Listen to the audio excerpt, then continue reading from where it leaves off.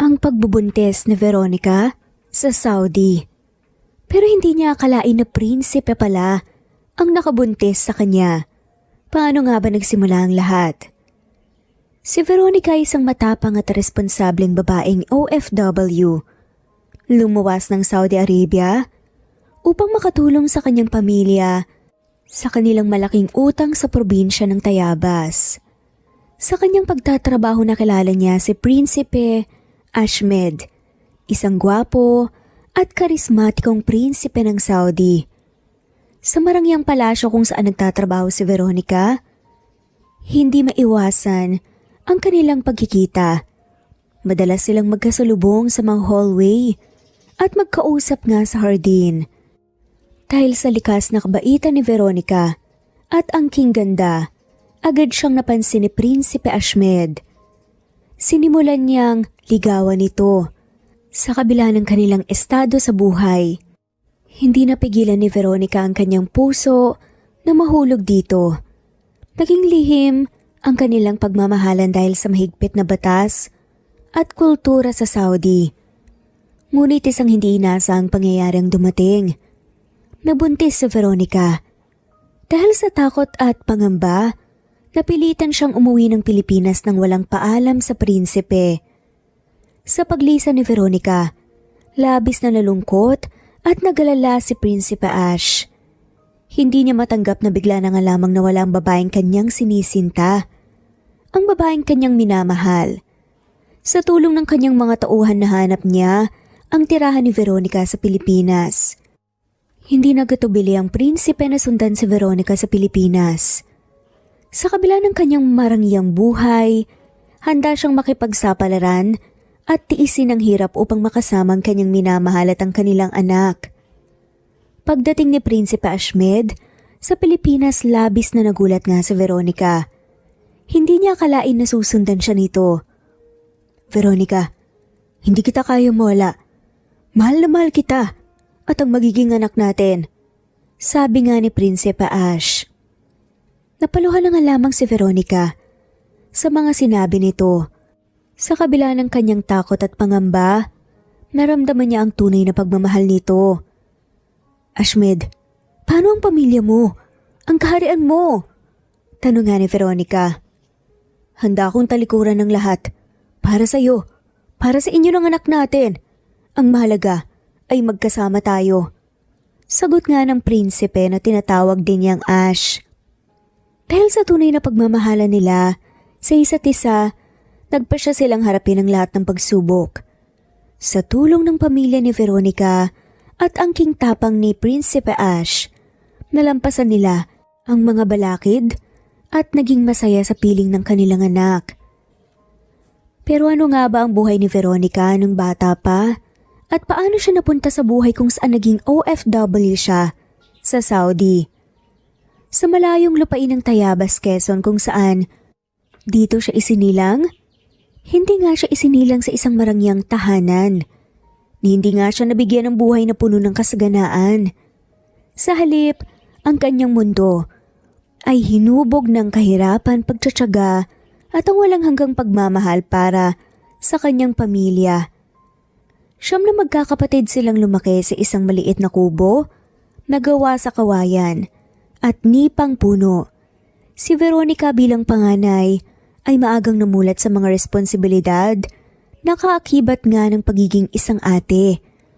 Sa murang edad na 10, hindi siya naglalaro ng mga manika o kahit na ano. Hindi siya nakikipaghabulan sa ibang bata. Sa halip ang kanyang mga kamay abala na nga sa pagtulong sa kanyang ina sa mga gawaing bahay, pag-aalaga sa kanyang mga nakababatang kapatid, at paghahanap buhay nga para may maisaing at para nga meron sa hapagkainan. Sa murang edad, nagbanat na nga siya ng buto. Ang kanyang ama naman na si Mang Tomas ay isang magsasaka na nagsusumikap na itaguyod nga ang kanilang pamilya sa pamamagitan ng pagtatanim ng palay. Ngunit madalas ang kanilang ani, hindi sapat upang matugunan nga ang kanilang mga pangangailangan. Ang kanilang ina, si Aling Elena ay isang masipag na may bahay na nagtsatsaga sa paglalaba at pamamalansya nga ng damit ng ibang tao upang kumita ng karagdagang pera. Sa kabila ng kanilang kahirapan, hindi nawala ng pag-asa si Veronica. Sa kanyang puso mayroon ngang isang matibay na pananampalataya at isang pagnanais na magkaroon ng mas magandang kinabukasan para sa kanyang pamilya. Alam niya na ang edukasyon ay ang susi sa kanyang mga pangarap, kaya naman nagsisikap siyang mag-aral ng mabuti sa eskwela. Tuwing umaga bago sumikat ang araw, gigising si Veronica upang maghanda ng almusal para sa kanyang mga kapatid. Magluluto siya ng lugaw o kaya naman magtitimpla ng kape na may kaunting asukal. Pagkatapos gigisingin niya ang kanyang mga kapatid at sabay-sabay nga silang kakain. Pagkatapos silang kumain, maglalakad nga sila nang magkakasama papunta sa eskwela. Malayo man, pero kinakaya nila habang nakapaa. Ngunit hindi ito naging hadlang para sa kanila. Sa halip ginawa nila itong pagkakataon para magkwentuhan, magtawanan, magbahagi ng kanilang mga pangarap. Sa eskwela nagpapakita ng angking talino si Veronica. Lagi siyang nakikinig sa kanyang mga guro at nagsisikap matuto ng mabuti. Pangarap niyang maging isang guro balang araw upang makatulong daw sa iba pang mga bata na gustong-gustong matuto at magkaroon ng mas magandang kinabukasan. Pagkatapos ng klase, hindi siya kaagad umuwi, sa halip dumediretso siya sa palengke upang tumulong sa kanyang ina sa pagtitinda ng mga gulay na galing sa kanilang maliit na taniman.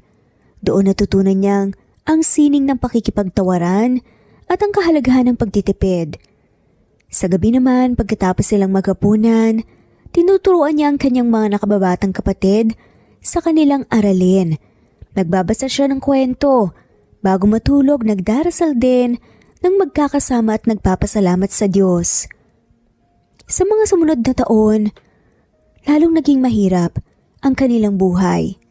Nagkasakit ang kanyang ama at hindi na nga ito nakapagtrabaho pa ng maayos. Dahil dito, napilitan si Veronica na huminto sa pag-aaral upang magtrabaho at kumita ng mas malaking pera para sa kanilang pamilya. Anak, pasensya ka na talaga ah. Gusto naman talaga sana namin na ipagpatuloy mo ang pag-aaral mo, pero ganito naman yung naging sitwasyon natin. Hindi ko nga alam kung saan ako nagkulang eh. Sinubukan naman namin ng tatay mo para umahon tayo sa kahirapan. Pero wala talaga. Ganito pa rin talaga ang buhay natin. Hinawakan lamang ni Veronica ang kamay ng kanyang magulang. Ayos lang po yun, Nay. Huwag po kayong mawala ng pag-asa. Magtatrabaho po ko ng maayos para po sa atin. At hindi pa naman po huli ang lahat para hindi po maabot yung mga pangarap natin. Magsusumikap ako. Gagawin natin ang lahat, magtutulungan tayo. At alam ko na ito din ang gusto ni tatay. Kaya naman, nagtrabaho siya bilang kasambahay sa isang mayaman na pamilya sa Maynila. Malayo siya sa kanyang pamilya at nakakaranas ng pangungulila. Pero tiniis niyang lahat dahil alam nga niyang malaki ang maitutulong ng kanyang kinikita sa kanyang pamilya. Sa kanyang pagtatrabaho, nakilala nga niyang iba't ibang uri ng tao. May mabait, may masasama, may mayayaman, may hirap. Natutunan niya ang tungkol sa pagkakaiba ng buhay sa probinsya at syudad. Ano ba naman, Veronica? Bilisan mo naman dyan sa trabaho mo, babagal-bagal ki. Baka mamaya dumating na ang amo natin. Masungit na saad nga ng mayordoma nga sa pinagtatrabahuan niya. Nakala mo naman, amo kung makautos. Pero ginawa ni Veronica ang lahat para nga makuha ang tiwala nila. Opo, eto na po, ginagawa ko na po tsaka binibilisan ko naman. Napabuntong hininga na nga lamang siya at napatingala sa kalangitan. Ay, kaya mo to Veronica. Sa kabila ng pagsubok, hindi nawala ang kanyang pangarap na magkaroon ng mas magandang buhay para sa kanyang pamilya, para sa sarili niya. Alam niyang kailangan niyang magsumikap ng husto upang makamit to. Kaya naman ang marinig niyang tungkol sa pagkakataong magtrabaho sa Saudi bilang isang OFW, hindi na nga siya nag-atubiling mag-apply pa. Alam niyang malayo na naman siya sa kanyang pamilya at mahaharap nga siya sa iba't ibang kultura at tradisyon. Hindi niya alam kung anong kaharapin niya. Pero handa siyang gawin ang lahat para sa kanyang pamilya. Dahil sa kanyang determinasyon at pagmamahal, nakamit niya ang kanyang pangarap na makapagtrabaho sa Saudi Arabia. At doon sa malayong lupain, nagsimula ang kanyang bagong paglalakbay. Isang paglalakbay na magpapabago sa kanyang buhay magpakailanman. Wow! Ang ganda naman pala dito. Grabe. Sabi ko na nga ibang-iba to sa Pilipinas. Pero teka, kumusta naman kaya yung kultura nila dito at saka yung mga tao dito? Pero wala nang atrasan to. Kailangan kong gawin ang lahat para umahon kami sa kahirapan. Pagdating nga ni Veronica sa Saudi, isang bagong mundo ang bumungad sa kanya. Ang init ng disyerto, ang kakaibang arkitektura at ang tunog ng ibang lengguwahe, tila isang panaginip na unti-unting nagiging reality. Agad siyang dinala sa marangyang tahanan ng kanyang magiging amo, ang pamilya nga ni Prinsipe Ahmed. Sa simula, hindi naging madali ang kanyang trabaho. Pagamat mababait nga ang mga tao sa palasyo, kailangan nga niyang mag-adjust sa kanilang kultura at tradisyon. May mga pagkakataon na nakaramdam nga siya ng pangungulila at kalungkutan, lalo na kapag naalala niya ang kanyang pamilya sa Pinas. Ngunit hindi na nga siya sumuko pa. Ang pangarap na makatulong nga sa kanyang pamilya ang nagbigay sa kanya ng lakas upang magpatuloy. Sa araw-araw na pagtatrabaho sa palasyo, mas nakilala niya ang pamilya ni Prinsipe Ahmed. Nakita niya ang kanilang pagiging mapagbigay at mapagkalinga. Ngunit sa likod ng kayamanan mayroon din silang mga sariling problema at pagsubok na kinakaharap. Madalas niyang makita sa Prinsipe Ash na abala sa kanyang responsibilidad bilang prinsipe. Sa tuwing magkakasalubong sila, pinabati siya nito ng may matamis na ngiti. Ngunit sa mga ngiting yon, nakikita rin ni Veronica ang lungkot at pagod sa mga mata ng prinsipe. Isang araw habang naglilibot nga si Veronica sa malawak na hardin ng palasyo, nakita niya si Prinsipe Ash na nag-iisa at tila malalim ang iniisip. Dahil sa kanyang likas na kabaitan, nilapitan niya ito. Kamusta po kayo, Prinsipe Ahmed? Tanong ni Veronica. Ayos lang, Veronica. Salamat nga pala sa pagtatanong. Sagot ng prinsipe, ngunit halata pa rin ang lungkot sa kanyang boses. Mawalang galang lang po Hindi naman po sa nangingialam ako. Pero may problema po ba kayo? Pwede ko naman po kayong tulungan if kailangan niyo po ng makakatulong. Tanong nga ni Veronica. Nagatubili ang prinsipe sa simula. Ngunit dahil sa tiwala nga na nabuo sa pagitan nila, nagpasya siyang magbukas ng kanyang puso. Hindi siya madalas mag-open up. Pero kapag si Veronica ang kaharap niya, hindi niya alam kung bakit maganang loob niya dito.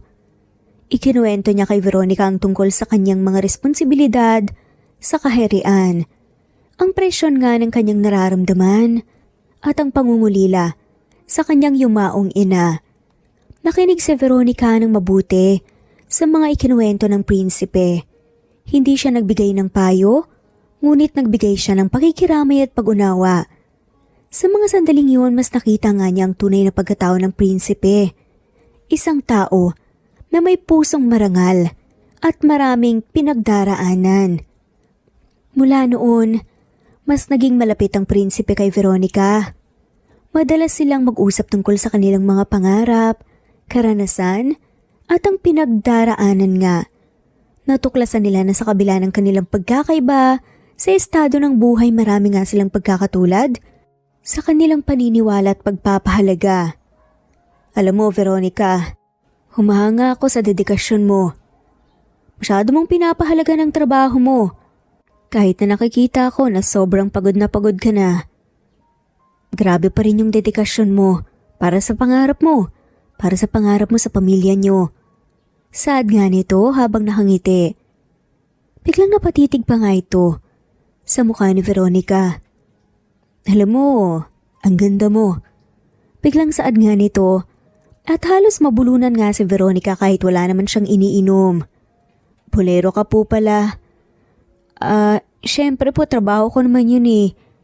Hindi naman dapat ako tatamad-tamad. Ayoko naman pong masayang yung binabayad niyo sa akin. Sa paglipas ng mga araw hindi nila namalayan na ang kanilang pagkakaibigan unti-unting nauwi sa pagmamahalan. Ngunit dahil sa kanilang posisyon at sa mahigpit na batas ng kanilang kultura, pinili nilang ilihim ang kanilang nararamdaman. Hanggang sa dumating nga ang hindi inaasahang pangyayari na nagpabago sa kanilang mga buhay. Sa paglipas ng mga araw, ang pagkakaibigan nila Veronica at Prinsipe Ashmed mas lumalim pa nga talaga. Hindi na lamang sila basta magkasama sa hardin o nag-uusap sa mga hallway ng palasyo. Sila'y naging tunay na magkaibigan. Nagbabahagi ng kanilang mga pinaka-personal na iniisip at nararamdaman. May mga pagkakataon din na kapag minamaliit at kinukutya nga si Veronica, andyan palagi si Prinsipe Ash para ipagtanggol siya. Madalas silang magtagpo sa isang lihim na silid, aklatan sa palasyo. Isang lugar na parehong nagbibigay sa kanila ng katahimikan at aliw. Doon sa gitna ng mga lumang aklat at mahinang liwanag ng mga kandila, nagkukwentuhan sila tungkol sa kanilang mga nakaraan, pangarap at mga pinagdaanan. Ikinuwento ni Veronica kay Prinsipe Ashmed ang tungkol sa kanyang buhay sa Tayabas. Ang hirap at saya ng lumaki sa isang malaking pamilya at ang kanyang pangarap na makapagtapos nga ng kanyang mga kapatid sa pag-aaral. Ibinahagi niya ang kanyang pagmamahal sa kanyang pamilya, ang kanyang pangungulila sa kanila at ang kanyang determinasyon na magtagumpay para sa kanila. Sa kanyang mga kwento nakita ni Prinsipe Ashmed ang katatagan at kabutihan talaga ng puso ni Veronica. Humanga siya sa kanyang pagiging mapagpakumbaba, masipag at mapagmahal. Natanto niya na sa kabila ng kanilang pagkakaiba, sa estado nga ng buhay, marami silang pagkakatulad sa kanilang mga pinahahalagahan at paniniwala. Ikinuwento naman ni Prinsipe Ashmed kay Veronica ang tungkol sa kanyang buhay bilang isang prinsipe. Ang mga responsibilidad na nakaatang nga sa kanyang balikat at ang pressure na kanyang nararamdaman na maging karapat-dapat na tagapagmana ng kanilang kaharian. Ibinahagi nga niya ang kanyang pangungulila sa kanyang yumaong ina, ang kanyang relasyon sa kanyang ama at ang kanyang pagnanais na makahanap nga ng tunay na pag-ibig. Sa kanyang mga kwento nakita nga ni Veronica ang kalungkutan at pagod sa likod ng marangyang buhay ng prinsipe. Nakita niya ang isang tao na may pusong marangal at maraming pinagdaraanan. Natanto niya na sa kabila ng kanyang kapangyarihan at kayamanan mayroon din siyang pangangailangan para sa pagmamahal at pag-unawa. Sa kanilang mga pag-uusap, hindi lamang sila nagbabahagi ng kanilang mga kwento. Nagbibigay din sila ng suporta at lakas sa isa't isa. Tinutulungan naman ni Prinsipe Ashmed si Veronica na mapawi naman ang kanyang pangungulila at kalungkutan. Ngayon nga'y nasa hardin sila at sakto namang walang mga tao nga masyado sa mansyon. Nagulat na nga lamang si Veronica nang biglang bigyan nga siya ni Prinsipe Ash ng bulaklak nga na galing sa hardin na mismong siya pa nga talaga ang nagpatubo. Para sa akin to? Oo. Nakita kasi kita dyan kanina at alam ko na sobra yung pagod mo sa pagtatrabaho. Kaya kahit papaano, para maibsan yun para sa'yo. Ibinigay nga nito ang bulaklak at halos mamula nga ang pisngi ni Veronica. Salamat. Sad na nga lamang niya.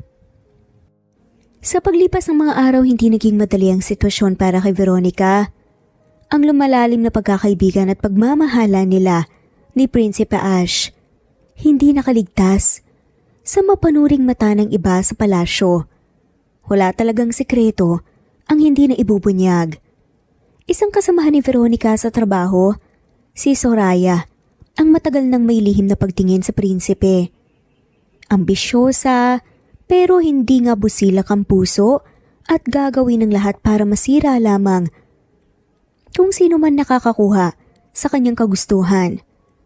Dahil sa inggit at selos na pansin niya ang kakaibang pagtingin at pagkakaunawaan sa pagitan ni Veronica at Prinsipe Ash. Minsan na rin kasi niyang nasaksihan kung paano nga mag-usap ang dalawa sa hardin. Hindi niya matanggap na isang ordinaryong katulong lamang din daw ang nakakuha sa atensyon ng prinsipe. Kaya naman nagpasya siyang gumawa ng paraan para mapaghiwalay sila. Alam ni Soraya ang mahigpit na ugnayan ng prinsipe sa kanyang tiyahin, si Sheikha Fatima, nakilala sa mahigpit na paninindigan sa tradisyon at kultura ng kanilang kaharian. Isang araw habang naglilingkod si Veronica, sa pagkainan nakita nga ni Soraya ang pagkakataon. Sinadya niyang marinig ni Sheikha Fatima ang matamis na pag-uusap ni Veronica at Prinsipe Ash. Meron po akong dapat ipaalam sa inyo. Kunot noong saad pa nga ni Soraya na may halong pag-aalala sa kanyang boses. Napansin ko po kasi na masyadong malapit po si Veronica sa prinsipe at sa tingin ko po meron silang lihim na relasyon. Nagulat nga at nagalit si Fatima sa kanyang narinig. Bilang isang mahigpit na tagasunod ng kanilang tradisyon, hindi niya matanggap ang ideya na ang kanyang pamangkin na isang prinsipe magkakaroon ng relasyon sa isang ordinaryong katulong at OFW. Agad siyang nagpatawag ng pulong kasama ang mga nakakatandang opisyal sa palasyo. Sigurado ka pa talaga dyan? Opo, sigurado po ako. Ilang araw ko din po silang inoobserba eh. Hindi natin maaaring payagan ng ganitong kalapastangan na mangyari sa ating palasyo. Sabi nga ni Fatima na may matigas na tinig, ang prinsipe ay may nakatakdang mapangasawa na mula sa marangal na pamilya. Hindi niya maaaring dungisan ang kanyang pangalan sa isang babaeng mababang estado. Mariin at mapanuksong saad nga niya. Agad nga nilang ipinatawag si Veronica sa harapan mismo ni Fatima. Kinakabahan at naguguluhan nga si Veronica kung bakit siya pinatawag. Hindi niya alam na meron nang nagsumbong sa kanila. Veronica, meron kaming natanggap na ulat na ikaw daw ay nagkaroon ng hindi nararapat na ugnayan sa prinsipe. Palaban na saad nga ni Fatima na may matalim na tingin. Labis namang itong ikinagulat ni Veronica. Hindi siya makapaniwala na meron palang nag-iisip ng ganito tungkol sa kanila ng prinsipe. Nais niyang ipagtanggol ang kanyang sarili ngunit alam niyang mahirap paniwalain ang mga ito sa kanyang simpleng salita. Hindi po totoo ang mga paratang na yan. Matalik na magkaibigan lang po kami ni prinsipe. Wala naman po kaming relasyon eh. Sabi ni Veronica na pilit pinapanatili ang kanyang boses na kalmado. Totoo namang wala pa silang relasyon. Oo, may pagtitinginan sila, pero alam nila ang kanilang limitasyon sa ngayon. Huwag mo na akong subukang lokohin, Veronica. Ang sabi ni Fatima na may pagbabanta pa nga sa kanyang boses. Mula ngayon, ipinagbabawal na kitang lumapit sa prinsipe. Kung lalabag ka sa utos na ito, mapapatawan ka ng mabigat na parusa. Nasaktan at nalungkot nga ng labis si Veronica sa mga nangyari. Hindi niya matanggap na dahil lamang sa inggit at maling akala, paghihiwalayin nga siya ng taong kanyang minamahal. Ngunit wala siyang nagawa, kundi sumunod na nga lamang sa utos ni Fatima. Alam niyang wala siyang laban sa kapangyarihan ng mga to. Hindi alam ni Prinsipe Ashmed ang nangyari. Walang kaalam-alam ang prinsipe sa pagpapatawag nga kay Veronica at sa pagbabawal na lumapit ito sa kanya. Kaya naman laking pagtataka niya nang mapansin niyang parang isang linggo na ngang nakalipas, pero hindi pa rin niya nakikita si Veronica. Araw-araw, naghahanap siya sa palasyo. Umaasang makita nga ito sa hardin. Sa silid-aklatan o sa anumang lugar kung saan sila madalas na magkita. Ngunit tila naglaho lamang ito. Nagtanong siya sa ibang mga katulong ngunit walang makapagbigay sa kanya ng malinaw na sagot. Naku, hindi ko po alam, prinsipe. Hindi ko po kasi siya nakikita nitong mga nakarang araw. Sabi pa nga ng isa sa mga katulong. Nung una kasi akala nga ni Ash ay hindi lang ito makita dahil busy nga sa trabaho. Pero nang tumatagal kinakabahan na nga siya at nagtanong na rin siya. Baka naman po abala lang po siya sa kanyang trabaho. Sabi naman ng isa pa. Ngunit hindi kumpinsido ang prinsipe. Alam niyang hindi basta-basta maglalaho si Veronica. Nang walang dahilan, may kutob siyang may nangyaring hindi maganda. Sa labis na pag-aalala, hindi na nakapag-concentrate si Prinsipe Ash sa kanyang mga gawain. Madalas siyang mapatulala, malalim ang iniisip ang dating masayahin at karismatikong prinsipe, naging tahimik at malungkutin. Isang araw pa nga, biglang bumukas na nga lamang ang kanyang pintuan pagkatapos may kumatok. Nagulat nga siya. Buo nga ang kanyang loob, akala niya si Veronica yun. Veronica? Pero paglingon niya, ang mayordoma lang pala. Napailing na nga lamang siya. Isang araw habang naglalakad siya sa hardin na tanaw niya si Veronica. Ngunit hindi nga ito tulad ng dati. Mukhang malayo ang iniisip nito at tila umiiwas sa kanya. Veronica! Tawag nga ni Prinsipe Ash na may halong galak at pagtataka sa kanyang boses. Lumingon si Veronica at nagulat nang makitang prinsipe. Ngunit agad niyang binawi nga ang sarili at pilit na ngumiti. Prinsipe Ash, magandang araw po. Pagbibigay na nga lamang niya ng bate. Ngunit halata ang pagkailang sa kanyang boses. Saan ka ba napunta? Bakit hindi kita nakita nitong mga nakarang araw? Sobra akong nag-aalala sa'yo. Tanong nga ng prinsipe na may pag-aalala sa kanyang muka. Abala lang po sa trabaho. Sagot ni Veronica na hindi nga makatingin ng diretsyo sa prinsipe. Pero bakit ka umiiwas sa akin? May nagawa ba akong mali? Tanong nga ng prinsipe na puno ng pagtataka. Wala naman po. Wala po kayong nagawang mali. Sagot nga ni Veronica, ngunit patuloy pa rin sa pag-iwas. Hindi na nga nakatiis pa ang prinsipe, hinawakan nga niyang kamay ni Veronica at tinignan ito ng diretsyo sa mga mata. Veronica, sabihin mo sa akin ng totoo. May nangyari ba? May problema ba? Sunod-sunod na tanong nga niya na may matigas ngunit malambing na tinig. Napaluha si Veronica, hindi niya alam kung paano sasabihin sa prinsipe ang nangyari. Natatakot siya sa magiging reaksyon nito. Veronica, please. Magtiwala ka sa akin. Nandito ako para sa'yo. Sabi nga ng prinsipe, napilit na inalo nga ito. Dahil sa mga salita ng prinsipe, naglakas loob si Veronica na ikwento ang lahat.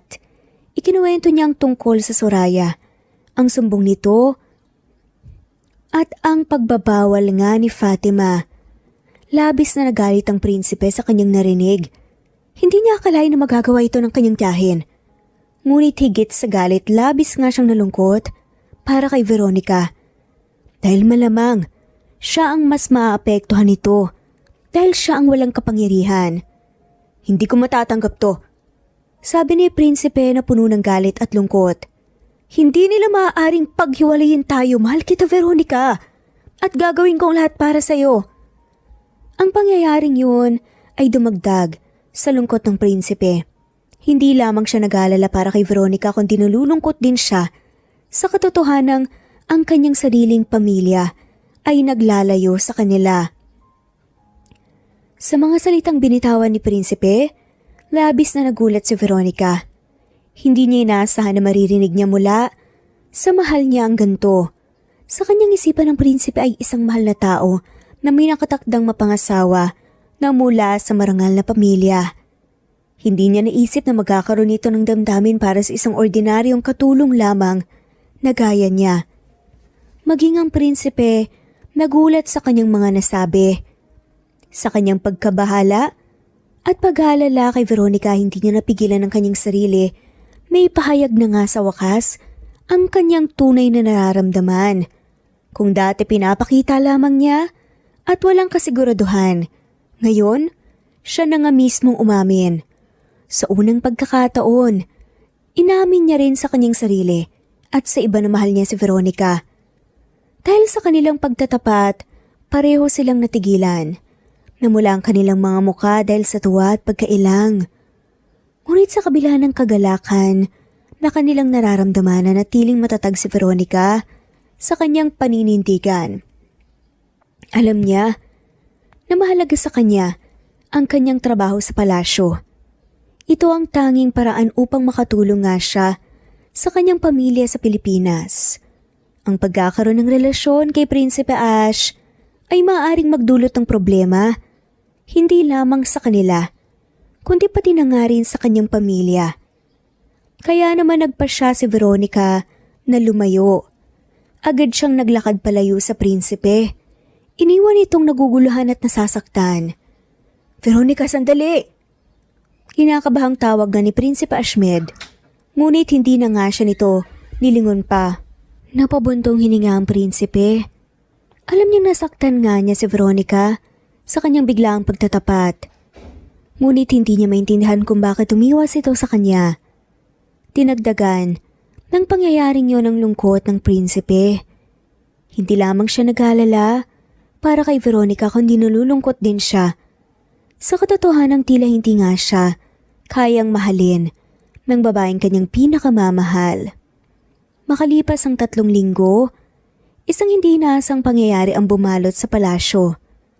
Isang malaking pagdiriwang ang inihanda at isang pagdiriwang na hindi gugustuhin ni Prinsipe Ashmed. Ito ay ang anunsyo ng kanyang kasal sa prinsesa ng kalapit na kaharian ng Saudi. Ang pagkakasundo ng kasal ay isang tradisyonal na kaugalian sa kanilang kultura. Isang paraan upang mapagtibay nga ang ugnayan at mapanatili ang kapayapaan sa pagitan ng mga kaharian. Ngunit para kay Prinsipe Ashmed, ito ay isang parusa, isang pagkakait sa kanyang kalayaan at pag-ibig. Mula nang magtapat nga siya ng kanyang nararamdaman kay Veronica, hindi na nawala sa kanyang isipan ng dalaga. Ang kanyang matamis na ngiti, ang kanyang mga kwento tungkol sa kanyang pamilya, at ang kanyang katatagan sa harap ng paghihirap ay nakaukit na nga sa kanyang puso. Hindi niya matatanggap na ikakasal na nga siya sa iba, lalo na kung alam niyang meron nga siyang minamahal. Ngunit bilang isang prinsipe, alam niyang meron siyang tungkulin sa kanyang kaharian. Ang pagtanggi sa kasal ay maaaring magdulot ng kaguluhan at digmaan sa pagitan ng kanilang mga bansa. Kaya naman napilitan siyang sumunod at sa kagustuhan nga ng kanyang ama at ng nakatatandang opisyal ng palasyo. Sa araw ng pagdiriwang, buong palasyo abala sa paghahanda. Ang mga hallway pinalamutian nga ng mga makukulay na bulaklak at kumikinang na ilaw. Ang malaking bulwagan na puno ng mga mahahabang mesa na puno ng masasarap na pagkain at inumin. Ang mga musikero ay naghahanda ng kanilang mga instrumento upang tumugtog ng tradisyonal na musika. Bilang isang tagapagsilbi, nakita ni Veronica ang lahat ng mga paghanda. Ngunit hindi tulad ng iba, hindi siya masaya sa mga nangyayari. Sa halip nakaramdam siya ng matinding sakit sa kanyang puso. Hindi niya maintindihan ang kanyang sarili. Bakit siya nasasaktan sa kasal ng prinsipe? Hindi naman siya ang pakakasalan nito. Hindi naman siya mahal nito. O baka naman mahal niya ito. Ang realisasyon na yun ay parang kidlat na tumama sa kanya. Bigla niyang naalalang mga panahon na magkasama sila ng prinsipe sa lihim na silid aklatan. Ang kanilang mga pag-uusap tungkol sa kanilang mga pangarap at pinagdaraanan at ang pagkakataon na nagpahayag ng kanyang pagmamahal sa prinsipe. Naalala rin niya ang lungkot sa mga mata ng prinsipe nang sabihin nga nitong hindi niya tanggap na paghiwalayin sila at ngayon narito siya. Makikita ang prinsipe na ikakasal na nga sa iba. Hindi niya kayang tanggapin ang katotohanan. Tila may malaking bato na nakadagan sa kanyang dibdib. Hirap nga siyang huminga. Nais niyang umiyak ngunit pinigilan niya ang kanyang sarili. Alam niyang wala siyang karapatan na magselos o magdamdam. Siya lamang ay isang ordinaryong katulong, samantalang ang prinsipe ay isang mahal na tao na may tungkulin sa kanyang kaharian. Sa gitna ng pagdiriwang nakita ni Veronica si Prinsipe Ash, nakasuot ng marangyang kasuotan, gwapo at kaakit-akit. Ngunit sa kanyang mga mata nakikita ni Veronica ang lungkot, pagod, pagkadismaya, at kung ano-ano pang frustrations. Nais niyang lapitan ng prinsipe, kausapin at aliwin, ngunit alam niyang hindi siya maaaring gumawa ng ganun. Pinagbabawal na nga siyang lumapit dito at wala nga siyang karapatan na makialam sa kanyang buhay. Napabuntong hininga na nga lamang si Veronica at patuloy na ginampanan ang kanyang tungkulin bilang isang tagapagsilbi. Kung sana hindi ganito ang buhay namin. Siguro, hindi mangyayari sa akin to ngayon. Bakit naman ganito? Bakit sa kanya pa? At bakit umamin pa siya sa akin kung magpapakasal din pala siya sa iba? Ngunit sa bawat ngiti nga na kanyang ibinibigay sa mga bisita, nakatago ang sakit at pangungulila na kanyang nararamdaman. Ang pagdiriwang ay parang isang bangungot para kay Veronica. Sa bawat sayaw ng prinsipe at ng kanyang magiging asawa, sa bawat tawa ng mga bisita at sa bawat kanta ng mga musikero, lalong tumitindi ang sakit ng kanyang puso. Hindi niya alam kung hanggang kailan nga niya matitiis ang paghihirap na to. Ngunit alam niyang kailangan niyang magpakatatag para sa kanyang pamilya. Kailangan niyang tapusin ang kanyang kontrata sa Saudi upang makabayad sa kanilang utang at makapagbigay ng mas magandang kinabukasan sa kanyang mga kapatid. Dapat hindi ako magpa-distract. Dapat alam ko pa rin ang priority ko. Hindi pwede. Hindi pwedeng sirain ako ng pagmamahal lang. Pagmamahal na ipinagbabawal. Napabuntong hininga na nga lamang si Veronica. Sa bawat araw na lumilipas, lalong naging mahirap kay Veronica ang magpanggap na okay lang siya. Matapos ang marangyang pagdiriwang yon, kung saan ipinagdiwang ang paghahanda sa kasal ni Prinsipe Ashmed sa prinsesa ng kalapit na kaharian, isang mabigat na katahimikan ang bumalot sa palasyo. Ngunit sa likod ng katahimikang yon, mayroong nagkukubling kalungkutan at paghihirap. Para kay Prinsipe Ash, ang pagdiriwang ay tila isang mahabang bangungot. Sa bawat ngiti na kanyang ipinapakita sa kanyang magiging asawa, sa bawat sayaw na kanyang isinayaw dito, sa bawat salita ng pangako na kanyang binitawan, lalo siyang nasasaktan. Alam niyang wala siyang magagawa kundi tanggapin ang kapalaran. Maghintay ka lang, Veronica. Matatapos din to. At ipinapakako ko balang araw, magiging malaya din ako. Pero sa ngayon, bilang isang prinsipe, meron nga siyang tungkulin sa kanyang kaharian. Ang tungkuling yun ay mas mahalaga pa kaysa sa kanyang sariling kaligayahan. Ngunit sa kanyang puso na natili nga ang pag-ibig niya para kay Veronica at never ngang natabunan na wala o nabawasan man lamang. Isang pag-ibig na hindi niya kayang kalimutan at isang tabi. Sa mga sumunod na araw, naging malungkutin at tahimik ang prinsipe. Hindi nga siya makakain ng maayos, hindi siya makatulog ng mahimbing, at madalas siyang mapag-isa sa kanyang silid, malalim ang iniisip. Napansin ng mga nakakatandang opisyal ng palasyo ang kanyang kondisyon. Nag-aalala nga sila sa kanyang kalusugan at nagpasya nga silang tawagin ang pinakamahusay na manggagamot sa kaharian upang suriin siya. Matapos ang masusing pagsusuri na tuklasan ng manggagamot, na ang prinsipe ay nagkakaroon nga ng karamdaman dahil sa labis na kalungkutan at stress. Pinayuhan siya nito na magpahinga at iwasan ng anumang bagay na maaaring magdulot sa kanya ng dagdag na pasakit. Ngunit paano niya maiiwasan ng pasakit kung ang pinakamalaking dahilan ng kanyang kalungkutan ay ang pagkawala ni Veronica sa kanyang buhay? Samantalang si Veronica patuloy na ginagampanan ang kanyang tungkulin bilang isang tagapagsilbi sa palasyo. Ngunit sa bawat araw na lumilipas, lalong nagiging mahirap para sa kanya ang magpanggap na ayos lang siya. Ang pagkakaalam na nagkasakit ang prinsipe ay nagdulot sa kanya ng labis na pag-aalala. Nais niyang malaman kung ano ang kanyang kalagayan. Nais niyang makita ito at nais niyang alagaan ito. Ngunit alam niyang wala siyang karapatan na gawin ang mga bagay na iyon. Ipinagbawal na siyang lumapit sa prinsipe at wala siyang anumang posisyon sa buhay nito upang makialam sa kanyang kalusugan. Kaya naman, pinili niyang manatili sa kanyang tabi, naghihintay ng anumang balita tungkol sa kanyang kalagayan. Lumipas ang 3 araw mula nang magkasakit ang prinsipe.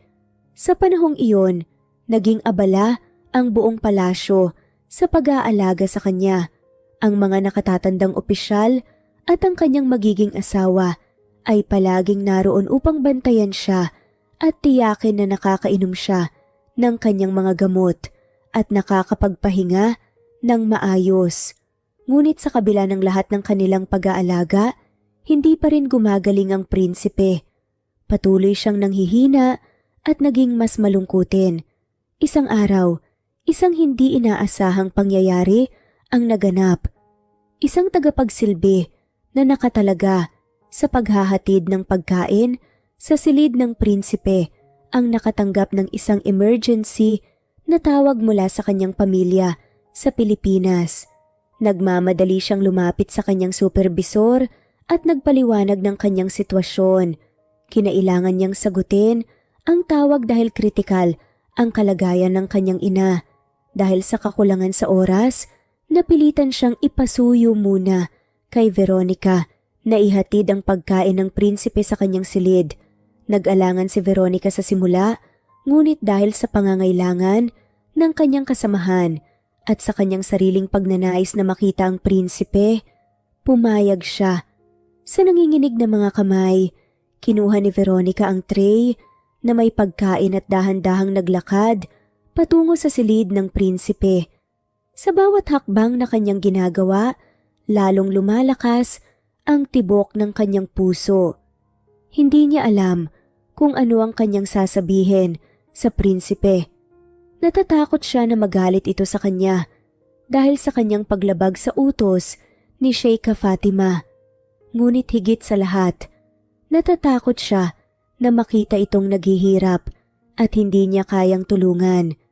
Nang makarating siya sa harap ng silid ng prinsipe, huminga siya ng malalim at kumatok sa pinto.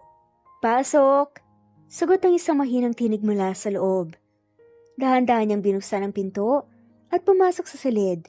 Tumabad sa kanya ang isang nakahingang prinsipe, maputlato lang, lakas. Nagulat at nag-aalala si Prinsipe Ahmed nang makita si Veronica sa kwarto niya. Hindi niya inaasahan na ito ang mag-aatid sa kanyang pagkain. "Veronica?" Mahinang sabi nga niya na may halong pagtataka sa kanyang boses. Kamusta nga po pala kayo, Prinsipe Ash?" Kasual na tanong na nga lamang ni Veronica na pilit pinapanatili ang kanyang kalmadong boses. "Obviously, hindi ako maayos, Veronica. Sobra akong nangihina at nalulungkot." Diretsahang sagot nga ng prinsipe na may malungkot na tinig. "Alam ko naman po yun. Nabalitaan ko pong tungkol sa inyong karamdaman." Malungkot na sabi ni Veronica na nag-aalala para sa kanya. "Dahil lang to sa iyo, Veronica. Dahil sa pagkawala mo sa buhay ko." Sabi nga ng prinsipe na nakatingin ng diretso sa kanya. Natigilan si Veronica sa mga sinabi ng prinsipe. Hindi niya alam ang kanyang sasabihin. Bawal tong ginagawa nila. Pero sana sa nakaw na saglit na to, kahit papaano mabawasan nga ang lungkot nila parehas. "Prinsipe," mahinang sabi niya. Veronica, please. Huwag mo na akong tawaging prinsipe. Ash na lang. At huwag ka nang magpopo sa akin. Hindi ako sanay na ganito tayo mag-usap. Alam mo bang miss na kita? Sabi pa nga ng prinsipe na may pakiusap nga sa kanyang boses. Tumango si Veronica. Ash. Sabi nga niya na bahagyang namumula. Veronica, mahal kita. Hindi ko kayang mabuhay nang wala ka. Ikaw lang ang nagbibigay sa akin ng tunay na kaligayahan. Sabi pa nga ni Ashmed na nagsasalita mula sa kaibuturan ng kanyang puso. Napaluha si Veronica sa mga sinabi ni Ashmed. Hindi niya akalain na marinig nga muli ang mga salitang yun mula rito. Ashmed, mahal din kita. Matagal ko na itong nararamdaman. Pero natatakot ako sa sasabihin ng pamilya mo. Sa sasabihin ng kaharian mo. Natatakot ako mapahamak ka dahil sa akin. Sabi ni Veronica na umiiyak habang nagsasalita. Hindi ako papayag na mapahamak ka, Veronica. Gagawin kong lahat para sa atin. Haharapin natin ang lahat ng pagsubok. Kahit anong mangyari, hindi ko hahayaang paghiwalayin tayo ng kahit na sino. Sabi pa nga ni Ashmed na pilit na bumabangon nga mula sa kanyang kama upang lumapit kay Veronica. Pero Ashmed, ikakasal ka na. Paano natin tumalulutas? Tanong nga ni Veronica na puno nga ng pag-aalala. Hindi ako papayag na matali sa isang kasal na hindi ko gusto. Gagawin kong lahat para makawala sa pagkakasundong to. Sagot nga ni Ashmed na may determinasyon sa kanyang boses. Pero paano ang kaharian mo? Ang pamilya mo? Tanong nga ni Veronica. Alam kong magagalit sila. Pero mas mahalaga sa akin ang kaligayahan ko at ang kaligayahan natin. Handa akong talikuran ng lahat para sa'yo. Sabi nga ni Ashmed at hinawakan pa nga ang kamay ni Veronica. Hindi ko hahayaan na talikuran mo ang lahat para sa akin, Ashmed. Hindi ako makasarili. Sabi nga ni Veronica habang umiiling. Kung gano'n, anong gagawin natin? Tanong nga ni Ashmed na nagugulahan nga. Kailangan nating mag-isip ng paraan. Isang paraan na hindi tayo masasaktan at hindi rin masasaktan ang pamilya mo at ang kaharian mo. Lahat ng mga umaasa sa'yo. Seryosong sabi nga ni Veronica. Matagal silang nag-isip, nag-usap at nagplano at alam nilang hindi magiging madali ang kanilang gagawin. Ngunit handa nga silang harapin ang anumang pagsubok para sa kanilang pag-ibig. Sa mga sumunod na araw, nagkunwari nga silang walang nangyari. Itinago nila ang kanilang nararamdaman at nagpatuloy nga sa kanilang mga tungkulin sa palasyo. Ngunit sa likod ng kanilang pagkukunwari patuloy nga silang nagpaplano at naghahanap ng paraan upang malutas ang kanilang problema. Isang araw nga naisipan ni Veronica na kausapin ang mga magulang ni Ashmed.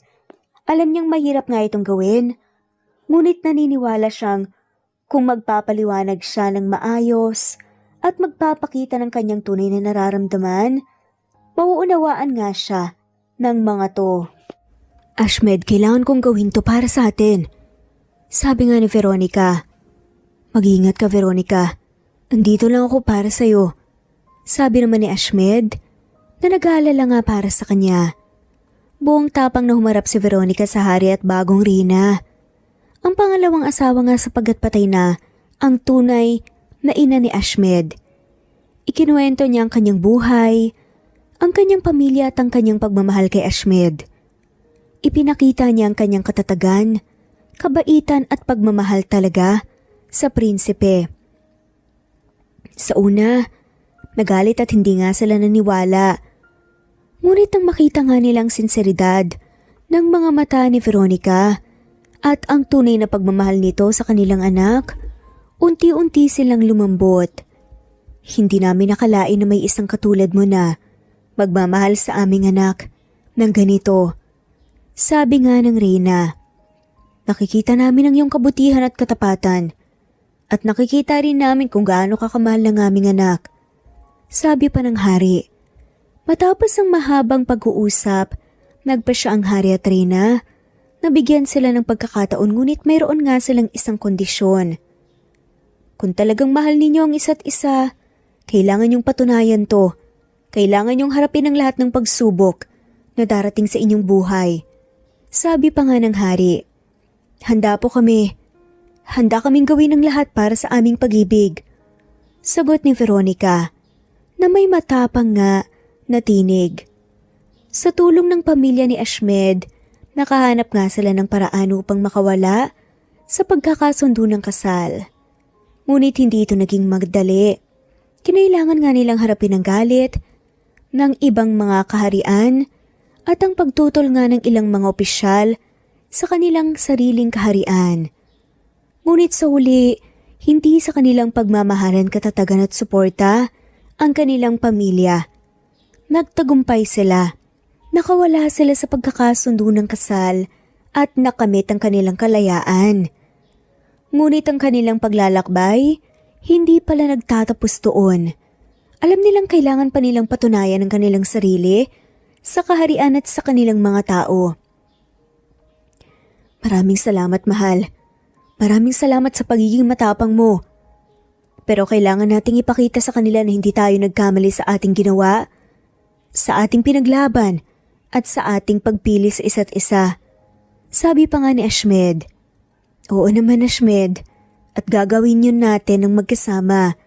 Sagot ni Veronica na hawak nga ang kanyang kamay. Habang nasa kwarto nga sila ni Ashmed, biglang nagsalita nga ang lalaki. "Mas mawawala ang pagod ko pag malapit ka sa akin." May mapanuksong ngiti na saad nga nito. Hindi nakasagot si Veronica. Sa sinabi ng prinsipe, naramdaman niya ang pamumula ng kanyang mukha at ang mabilis na pagtibok ng kanyang puso. Nakita ni Ashmed ang reaksyon ni Veronica at hindi niya napigilan ang kanyang sarili na lumapit palalo dito. "Veronica," mahinang sabi niya na nakatitig ng malalim sa mga mata nito. Hindi nakagalaw si Veronica. Naramdaman niya ang init ng hininga ng prinsipe sa kanyang mukha at ang kuryente na dumadaloy sa kanyang buong katawan. Sa isang iglap, hindi na nakapag-isip si Veronica. Ang kanyang nararamdaman para kay Ashmed, ang kanyang kagalakan sa pagkausap sa hari at reyna, at ang kanyang pagnanais na mapalapit dito ay nagsama-sama sa kanyang puso. Bigla na lamang niyang niyakap ang prinsipe. Nagulat si Ashmed sa kanyang ginawa. Ngunit bago pa siya makapag-react, hinalikan siya ni Veronica. Ang halik na iyon ay hindi katulad ng anumang halik na natanggap niya noon. Ito ay puno ng damdamin, pagmamahal at pagnanasa. Naramdaman niya ang lambot ng mga labi ni Veronica, ang init ng kanyang katawan, at ang kuryente na dumadaloy sa pagitan nila. Hindi nakapalag si Ashmed. Sa halip, tumugon siya sa halik ni Veronica. Hinawakan niya ang kanyang baywang at hinapit siya palapit sa kanya. Ang halik ay naging mas matindi. Naramdaman nila ang pag-aagawa ng kanilang mga dila, ang pabilis na paghinga, at ang pagnanais na mapalapit pa sa isa't isa. Sa mga sandaling iyon, nawala ang kanilang kamalayan sa kanilang kapaligiran. Wala silang pakialam sa kanilang posisyon, sa kanilang mga tungkulin, o sa anumang bagay sa mundo. Ang tanging mahalaga sa kanila ay ang kanilang pagmamahalan at ang pagnanais na mapag-isa. Nang maghiwalay ang kanilang mga labi, pareho silang hinihingal at namumula. Nakatingin sila sa isa't isa na may pagtataka at pagkamangha. "Veronica," mahinang sabi ni Ashmed na hindi makapaniwala sa nangyari. "Ashmed," sagot ni Veronica na nahihiya ngunit masaya. Hindi na sila nakapagsalita pa. Alam nila na ang halik na yon ay nagpabago sa kanilang relasyon magpakailanman. Sa mga sumunod na sandali, ang silid ay napuno ng matinding damdamin at pagnanasa. Ang halik na nagsimula sa pagtataka at pagkamangha ay unti-unting nauwi sa isang mas malalim at mas intimate na tagpo. Hindi na napigilan ni Prinsipe Ashmed ang kanyang sarili. Sa bawat haplos at halik na ibinibigay niya kay Veronica, lalong tumitindi ang kanyang pagnanais na mapalapit pa dito. Dahan-dahan niyang hinawakan ang laylayan ng kanyang kasuotan at mahinahon itong hinubad. Nahihiya, ngunit natutukso. Tinulungan siya ni Veronica. Naramdaman niya ang init ng kanyang katawan at ang lakas ng kanyang mga bisig habang inaalis nito ang kanyang kasuotan. Nang tuluyan ng maalis ang kanilang mga saplot, pareho silang natigilan. Nakatingin sila sa isa't isa na may pagkamangha at paghanga. Naramdaman nila ang kahihiyan sa kanilang pagkakalantad, ngunit higit pa roon, naramdaman nila ang matinding pagnanais na mapag-isa. Dahan-dahan na hinawakan ni Ashmed ang kamay ni Veronica at iginaya siya patungo sa kama. Magkahawak kamay silang nahiga doon, nakatitig sa isa't isa na may pagmamahal at pagnanasa. Hinaplos ni Ashmed ang mukha ni Veronica at marahang itong hinalikan. Ang halik na ito ay iba sa mga nauna nilang halik. Ito ay mas malalim, mas sensual, at mas puno ng pangako. Tumugon si Veronica sa halik ni Ashmed. Naramdaman niya ang lambot ng kanyang mga labi, ang init ng kanyang hininga, at ang kuryente na dumadaloy sa kanilang mga katawan. Hindi nagtagal, naging mas mapusok ang kanilang mga halik. Naramdaman nila ang pag-aagawan ng kanilang mga dila, ang pabilis na paghinga, at ang pagnanais na mapalapit pa sa isa't isa. Hindi mapigilan ni Veronica ang kanyang sarili na tumugon sa mga haplos ni Ashmed. Napapikit siya sa sarap at napahinga ng malalim. Naramdaman niya ang pag-init ng kanyang buong katawan at ang pagnanais na mapalapit palalo sa prinsipe. Sa mga sumunod na oras, pinagbigyan nila ang init ng kanilang mga katawan. Nagsama sila sa isang tagpo na puno ng pagmamahal, pagnanasa, at pag-iinit. Naramdaman nila ang pag-isa ng kanilang mga puso at katawan, ang pagkakaroon ng tunay na koneksyon na hindi nila malilimutan. Nang matapos ang kanilang tagpo, pareho silang nakahiga sa kama, hinihingal at masaya. Nakatingin sila sa isa't isa na may pagmamahal at pasasalamat. Hindi ko akalain na mangyayari sa atin to, Veronica. Sabi nga ni Ashmed, nakangiti nga ng matamis. Hindi ko nga rin nakalain pero masaya ako na nangyari to. Na nakangiti ang kanyang mga mata. Alam nila na ang gabing yun ay nagpabago nga sa kanilang relasyon. Magpakailanman. Naging mas malalim ang kanilang pagmamahalan, mas matindi ang kanilang pagnanasa, at mas matibay ang kanilang pangako sa isa't isa. Ngunit ang kanilang paglalakbay hindi pa pala natatapos doon. Alam nilang kailangan nga nilang patunayan ang kanilang sarili sa kaharian at sa mga tao.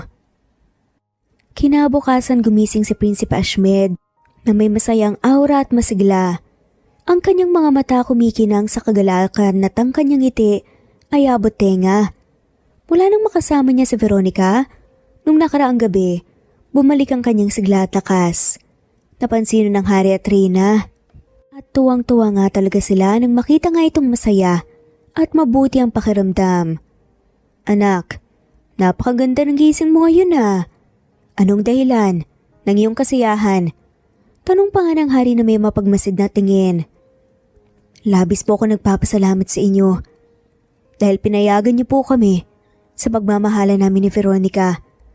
Hindi ko po akalain na mauunawaan niyo kami. Nagkatinginan ng Hari at Reyna at sabay nang umiti. Anak, matagal na naming napapansin ang iyong kalungkutan. At nang makita namin si Veronica at marinig ang kanyang kwento, nakita namin ang kanyang kabutihan at katapatan. Alam naming mahal ka niya. Mahal mo siya. Kaya naman nagpa siya kaming bigyan kayo ng pagkakataon. Sabi nga ng Reyna na may malambing na tinig. Salamat po, Ina. Hindi ko po kayo bibiguin. Mamahalin ko po si Veronica at papatunayan ko po sa lahat na karapat dapat siya sa aking pagmamahal. Sabi nga ng prinsipe na may matapang na tinig. Pero syempre hindi lahat ay masaya sa nangyayari. Ang tiyahin ng prinsipe na si Fatima, hindi matanggap ang pagkakasundo ng kanyang pamangkin at ng isang ordinaryong katulong. Hindi ako papayag na dungisan ang babae niya ng ating marangal na pamilya. Hindi maaaring magpakasal ang isang prinsipe at ang isang katulong. Sabi nga ni Fatima na may galit nga sa kanyang boses. Sinubukan nga siyang paliwanagan ng Reyna at Hari, ngunit matigas talaga ang paninindigan niya. Para daw yun sa pamilya nila. Hindi ko kayo mauunawaan. Dapat ikinasal si Ashmed sa isang prinsesa. Hindi sa isang katulong na walang pinag-aralan at walang kayamanan. Ikinasal na nga dapat siya, di ba? Pero, tinapos nyo ang nangyari. Nagsayang lang tayo ng panahon. Dahil sa pagtutol nga ng kanyang tahin, napilitan nga si prinsipe na harapin to. Alam niyang kailangan niyang ipagtanggol ang kanyang pag-ibig at patunayan na karapat-dapat si Veronica sa kanyang puso. Lumipas ang 2 buwan mula nang maganap nga ang hindi malilimutang gabi sa silid ng prinsipe. Sa panahong yun, ay mas malapit pa nga sina Veronica at prinsipe sa isa't isa. Patuloy ang pinaglaban nga ang kanilang pag-ibig sa harapan nga ng pagtutol ng iba, lalo na nga ni Fatima. Ngunit sa kabila ng kanilang kasiyahan at pagmamahalan, isang hindi inaasahang pangyayari ang muling sumubok sa kanilang relasyon. Isang araw, nagsimulang makaramdam ng kakaibang pakiramdam si Veronica. Madalas siyang mahimatay, sumakit ang kanyang ulo at wala siyang ganang kumain.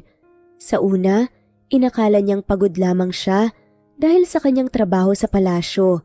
Ngunit sa paglipas ng mga araw, lalong lumala ang kanyang mga sintomas. Nagsimula siyang makaranas ng pagduduwal tuwing umaga at pagkaantok sa buong araw. Nagbago rin ang kanyang panlasa at naging sensitibo siya sa ilang mga amoy. Dahil sa kanyang mga nararamdaman, nagsimulang maghinala si Veronica. Naalala niya ang mga sintomas na ito na nararanasan din ng kanyang mga kaibigan at kamag-anak na nagdadalang tao. Natakot siya sa posibilidad na nagdadalang tao siya, ngunit pinilit niyang ibaliwala ang kanyang hinala. Alam niyang mahirap ang kanyang sitwasyon. Isa lamang siyang ordinaryong katulong at ang ama ng kanyang dinadala ay isang prinsipe. Paano niya sasabihin ito sa prinsipe? Paano niya ito sasabihin sa hari at reyna? At paano niya haharapin ang galit at pagtutol ni Sheikha Fatima? Dahil sa kanyang takot at pangamba, pinili ni Veronica na ilihim ang kanyang nararamdaman. Tanging ang kanyang kasamang tagapagsilbi at kababayan na si Mary Ann ang kanyang pinagsabihan. Si Mary Ann ay nag-alala para kay Veronica. Alam niya ang hirap na pinagdadaanan ng kanyang kaibigan at ang posibilidad na mas lalong maging mahirap ang kanyang sitwasyon kung totoo ang kanyang hinala. Veronica, kailangan mong sabihin to kay Prinsipe Ashmed. Karapatan niyang malaman. Sabi nga ni Mary Ann. Hindi ko kaya, Mary Ann eh. Natatakot ako sa magiging reaksyon niya. Natatakot din kasi ako na baka itakwil niya ako at ang dinadala ko. Sagot nga ni Veronica na umiiyak. Hindi ka niya itatakwil, Veronica. Mahal ka niya. At alam kong pananagutan niya ang kanyang responsibilidad. Sabi nga ni Mary Ann, napilit na pinapalakas ang loob ni Veronica. Ngunit nanatiling matigas si Veronica. Ayaw niyang ilagay sa alanganin ng prinsipe. Alam niyang mahalaga ang prinsipe, ang kanyang pamilya at ang kanyang kaharian. At ayaw niyang maging dahilan siya ng gulo sa buhay nito. At mas lalo na't dahil napalapit na nga rin siya sa reyna at hari na talaga namang tumanggap sa kanya sa kung sino siya. Hihintayin ko na lang ang tamang panahon, Mary Ann. Sa ngayon, kailangan ko talagang itago to para sa aming dalawa. Ayoko silang mapahamak. Sabi pa nga ni Veronica na puno ng determinasyon. Sumunod na nga lamang si Mary Ann sa kagustuhan ni Veronica. Ngunit, patuloy siyang nagalala para sa kanyang kaibigan. Alam niyang mahirap ang sitwasyon nito at mas lalo itong magiging mahirap kung patuloy nga niyang lilihimin ang kanyang dinadala at wala naman sikretong hindi nabubunyag. Paniguradong kukuyugin nga siya ng mga sumusuporta sa hari at reyna Ganon din sa prinsipe. Ngunit gaya nga ng madalas na mangyari sa kwento, hindi nawawala ang problema at ang kontrabida. Sa hindi inaasang pagkakataon narinig lahat ni Soraya. Ang inggitera na katulong ang pag-uusap ni na Veronica at Mary Ann. Ano? Buntis ka? Bulalas nga ni Soraya na hindi nga napigilang magsalita. Nang marinig ang huling bahagi ng kanilang usapan, napapitlag na nga lamang ang dalawa. Nagulat nga sila. Mabilis nga silang lumingon at nakita si Soraya na nakatayo sa likod ng isang malaking halaman. Halata sa mukha nito ang pagkagulat at pagkaintriga. Soraya, hindi mo pwedeng sabihin to sa iba. Lalo na kay Fatima, mapapahamak si Veronica. At pati na rin ang prinsipe. Gusto mo ba yon? Pakiusap nga ni Mary Ann na lumapit kay Soraya. Ngunit matigas ang mukha ni Soraya. Bakit hindi ko sasabihin? Ito ang matagal ko nang hinihintay. Ang malaman na may lihim siyang tinatago. At ang lihim na ito, ang sisira sa kanya. Sagot nga nito na may ngisi sa labi. Soraya, please, maawa ka. Hindi mo alam na ang pinagdadaanan ni Veronica. Napakahirap ng kanyang sitwasyon. Pakiusap nga nito na lumapit din sa kanila. Huh? Maawa? Bakit ako maawa sa kanya? Siya ang dahilan kung bakit hindi ako pinapansin ni Prinsipe Ashmed. Siya ang dahilan kung bakit ako napahiya sa harapan ng lahat. Sagot pa nga ni Soraya na puno ng galit. Hindi ko to ginusto, Soraya. Hindi ko ginustong mahalin ako ni Prinsipe Ashmed. Nangyari lang to. Paliwanag pa nga ni Veronica. Tumigil ka nga sa kasinungalingan mo, Veronica. Alam kong ginayuma mo siya. Alam kong pinaniwala mo siyang mahal mo siya para makuha mo ang gusto mo. Paratang pa nga ni Soraya. Hindi kita kayang paniwalaan, Soraya. Hindi ako katulad mo. Hindi ko kailanman magagawa ang mga bagay na sinasabi mo. Sagot pa nga ni Veronica na nasasaktan sa mga paratang ito. Tama na yan. Wala tayong mapapala kung mag-aaway tayo dito. Soraya, please. Huwag mong sabihin kay Fatima ang narinig mo. Para na rin itong pabor sa akin. Pakiusap nga ni Mary Ann. Pag-iisipan ko. Pero hindi ako nangangako Lalo na't alam kong ito ang maglalayo kay Veronica kay Prinsipe Ashmed. Sagot pa nga ni Soraya at tinalikuran na nga sila. Nang umalis si Soraya, napaupo na nga lamang si Veronica sa sahig na umiiyak. Anong gagawin ko, Mary Ann? Anong gagawin ko kung malaman ito ni Sheikha Fatima? Tanong pa nga niya na puno ng takot. Huwag kang mag-alala, Veronica. Hindi natin nahayaan na mangyari yun. Mag-iisip tayo ng paraan. Sagot nga ni Mary Ann at niyakap nga ang kanyang kaibigan. Ngunit, hindi nila alam, huli na pala ang lahat. Agad na pumunta nga si Soraya sa tanggapan ni Fatima at kinuwento nga ang lahat. Sheikha Fatima, may sasabihin po ako sa inyo. Isang bagay po na ikagagalit niyo talaga ng sobra. Sabi pa nga ni Soraya na may ngisi sa labi. Ano yun? Sabihin mo na kaagad. Sagot nga ni Fatima na nagtataka nga sa kanyang kinikilos. Si Veronica po buntis po siya at si Prinsipe Ashmed po ang ama. Sabi nga ni Soraya na tila nagwagi nga sa isang laban. Galit na galit si Sheikha Fatima sa kanyang narinig. Hindi niya akalain na magagawa nga ito ni Veronica sa kanyang pamangkin. Hindi niya matatanggap na magkaroon ng anak ang prinsipe sa isang katulong. Hindi ito maaari. Kailangan nating gawin ng lahat upang paghiwalayin sila. Hindi ko hahayaan na dungisan ng babae niya ng ating pamilya. Sabi ni Fatima na puno ng galit. Ano pong gagawin natin, Sheikha Fatima? Tanong pa nga ni Soraya na nagpapanggap nga na nag-aalala. Tatawagin ko si Veronica sa aking tanggapan.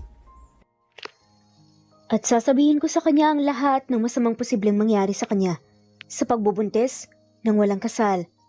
Sagot nga ni Fatima na may masamang balak. Kinakabahan na pumunta si Veronica sa tanggapan nga ni Fatima nang ipatawag nga siya nito. Hindi niya alam kung bakit siya pinatawag pero may kutob nga siyang may kinalaman nito sa nalaman ni Soraya. Maupo ka, Veronica. Malamig na sabi nga ni Fatima nang makapasok nga siya sa tanggapan. Ano pong may paglilingkod ko sa inyo, Fatima? Tanong nga ni Veronica, napilit pinapanatili ang kanyang kalmadong boses. Alam ko ng lahat, Veronica. Alam ko na buntis ka. At alam ko ni si Ashmed ang ama. Sabi nga ni Fatima na walang kahit na anong awa sa kanyang mga mata. Nanlumo si Veronica sa kanyang narinig. Alam niyang ito na ang katapusan. Wala nga siyang magagawa. Paano niyo po nalaman? Tanong niya na nanginginig nga ang boses. Hindi na mahalaga kung paano ko nalaman. Ang mahalaga alam ko na. At hindi ako papayag na magpatuloy ito. Sagot nga ni Shika Fatima. Anong gusto niyong gawin ko? Tanong ni Veronica na umiiyak. Ang gusto ko lang umalis ka. Umalis ka sa palasyo. Umalis ka sa buhay ni Ashmed at bumalik sa Pilipinas. Mas makabubuti ito para sa inyo ng anak mo. Sabi nga ni Fatima. Pero paano po si Ashmed? Mahal po namin ang isa't isa. Paano ang anak ko? Anak din siya ng prinsipe. Sabi nga ni Veronica. Hindi ka kailanman matatanggap ng pamilya namin, Veronica. At hindi rin matatanggap ang anak mo. Kung mananatili ka dito, mas lalo kang mapapahamak. At mas lalo kang mapapahamak kung malaman ito ng publiko. Pananakot nga ni Fatima. Anong gusto niyong gawin ko? Sabihin niyo at gagawin ko ang lahat basta tuwag lang ninyong saktan ang anak ko. Naluluhang pakiusap nga ni Veronica at lahat gagawin niya para sa anak niya. Tutulungan kitang makabalik sa Pilipinas. Bibigyan kita ng pera. Aayusin ko ang iyong papeles. Basta pumayag ka lang na umalis. At wag nang babalikan si Ashmed. Sabi nga ni Fatima. Wala nang nagawa si Veronica kundi ang sumunod. Alam niyang tama ang Sheikha Fatima. Mas makabubuti nga siguro kung lumayo na lang siya. Ngunit sa kanyang puso, hindi niya kayang iwan si Prinsipe Ashmed. Hindi niya kayang iwan ang lalaking kanyang minamahal at ang ama ng kanyang dinadala. At tuluyan nang nakarating si Veronica sa Pilipinas. Sa wakas, nakatapak na siya sa sariling lupa, malayo, sa marangyang palasyo, ngunit malapit sa kanyang pamilya. Dahil sa malaking halaga na ibinigay ni Sheikha Fatima, isang halaga na sanay para sa kanyang katahimikan. Umuwi siyang may bahagyang kaginhawahan sa buhay. Pagdating sa kanilang munting tahanan, sinalubong siya ng kanyang mga magulang at kapatid. May halong pagtataka at pag-aalala sa kanilang mga mata. Veronica anak, salamat sa Diyos at ligtas kang nakauwi. Nag-aalalang sabi nga ng kanyang ina. Mahigpit siyang niyakap. Oo anak, nag-alala kami ng matagal. Anong nangyari sa'yo doon? Bakit umalis ka ng biglaan? Tanong naman ng kanyang ama na may bahid ng pagtatampo sa boses. Nay, tay, may kailangan po akong ipagtapat sa inyo. Sabi nga ni Veronica at huminga ng malalim. Ang dahilan po talaga ng aking biglaang pag-alis. Dahil buntis po ko. Katahimikan ng bumalot sa silid. Nagkatinginan ng kanyang mga magulang. Tila hindi makapaniwala sa kanilang narinig. Buntis? Paano nangyari yun, Veronica? Sino nga ma? Tanong nga ng kanyang ama na may halong galit at pagtataka. Ang ama po, si Prinsipe Ashmed. Mahinang sagot nga ni Veronica at napayuko. Muling natahimik nga ang silid. Sa pagkakataong ito, mas matagal na ngang mas mabigat ang katahimikan ngunit nang magsalita nga muli ang kanyang ina, hindi ito galit o nanghuhusga. Anak, bakit hindi mo sinabi sa amin? Alam mo bang sobra kaming nag-alala sa'yo? Malambing na tanong pa nga ng kanyang ina at hinawakan ng kamay ni Veronica. Natatakot po ako na Natakot po ako magalit kayo. Natakot akong husgahan niyo ako. Sagot ni Veronica at nagsimula na ngang umiyak. Siyempre hindi ka namin huhusgahan anak. Mahal ka namin at gusto lang namin ng makabubuti sa'yo. At ang mahalaga ligtas ka. Sabi pa nga ng kanyang ama at niyakap silang mag-ina. Sa tulong ng malaking halaga na dala ni Veronica, nakapagpaayos sila ng kanilang bahay. Nabayaran nila ang kanilang mga utang at nakabili ng mga pangangailangan ng kanyang mga kapatid. Nakapagbigay din siya ng pampuhunan sa kanyang mga magulang para sa isang maliit na negosyo. Salamat anak. Salamat sa lahat ng to. Sabi nga ng kanyang ina na puno ng pasasalamat. Walang anuman po yun, Nay, Tay. Ginawa ko lang po ang nararapat at masaya po ako na makatulong po ako sa inyo. Sagot nga ni Veronica at ngumiti. Sa kabila ng kanyang pagtulong sa kanyang pamilya, hindi pa rin nawawala ang lungkot sa kanyang puso. Sobra niyang namimiss si Prinsipe Ashmed. Iniisip niya kung ano na ang nangyari dito, kung alam na ba nito ang tungkol sa kanyang pag-alis at kung paano ito. Samantala, sa palasyo hindi matahimik si Prinsipe Ashmed. Araw-araw, iniisip niya si Veronica at nag-aalala sa kanyang kalagayan. Sinubukan niyang hanapin ito, ngunit walang nakapagsabi sa kanya kung saan ito nagpunta. Tia, nasaan si Veronica? Saan niyo siya dinala? Galit na tanong nga ni Prinsipe Ashmed kay Fatima. Umalis na siya, Ashmed. Bumalik na siya sa kanyang bansa. At mas mabuti na yon, hindi siya nararapat sa'yo. At maninira nga lang yun sa pamilya natin. Matigas ang sagot nga ni Fatima. Hindi ko kayo maintindihan, Tia. Bakit yung ginawa to? Bakit yung pinalayo sa akin ng babaeng mahal ko? Sigaw ni Prinsipe Ashmed. Ginawa ko yun para sa'yo, Ashmed. Para sa kapakanan mo. Kailangan mong magpakasal sa isang prinsesa. Hindi sa isang katulong na walang pinag-aralan at walang kayamanan. Sagot ni Fatima na hindi man lamang nagsisisi. Hindi ko kailangan ng prinsesa, Tia.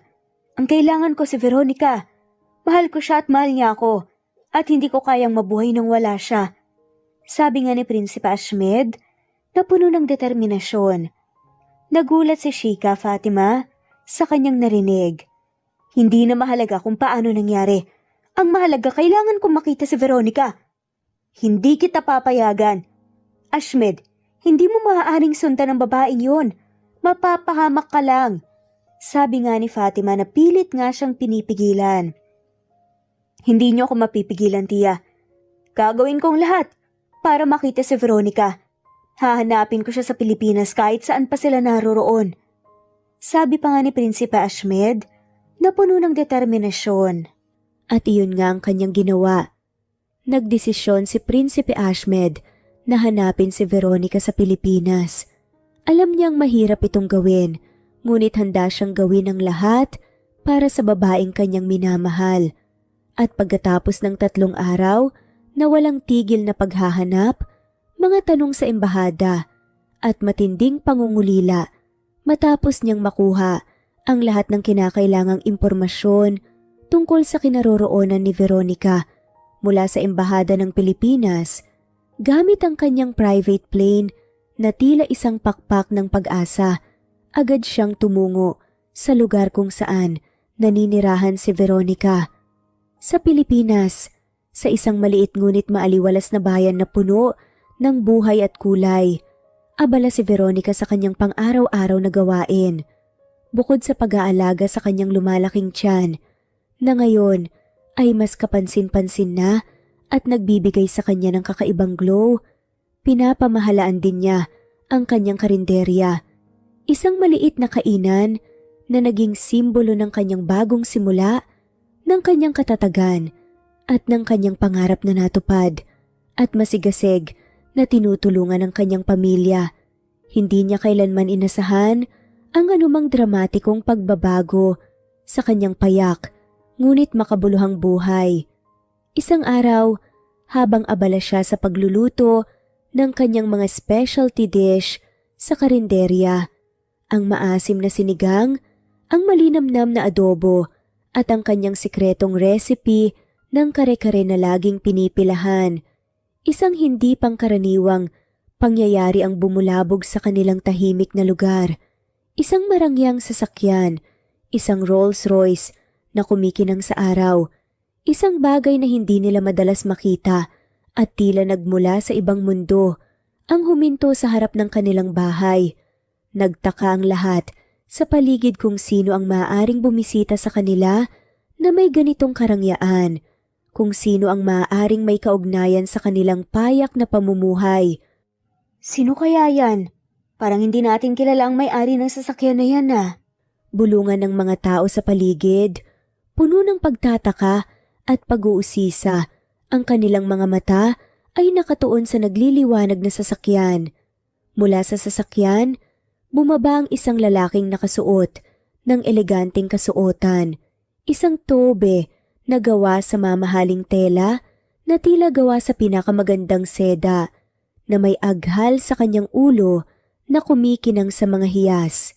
Sa unang tingin pa lang, alam na ng lahat na isa siyang importanteng tao, isang taong may mataas na katayuan, isang prinsipe o hari marahil na may angking karisma at awtoridad. Ngunit ang mas ikinagulat nila ay nang makilala nila kung sino ito, nang mapagtanto nila na hindi ito isang panaginip. Prinsipe Ashmed, bulong ni Veronica sa sarili na hindi makapaniwala sa kanyang nakikita. Ang kanyang boses ay halos hindi marinig sa sobrang pagkabigla. Ang kanyang mga kamay na may hawak na sandok ay natigilan sa ere, ang sabaw ay tumutulo mula rito, at ang kanyang mga mata ay nanlaki sa pagkamangha, tila nakakita ng isang multo o isang anghel. Hindi makapaniwala si Veronica sa nangyayari. Parang isang surreal na panaginip, isang eksena mula sa isang pelikula ang nangyayari sa kanyang harapan.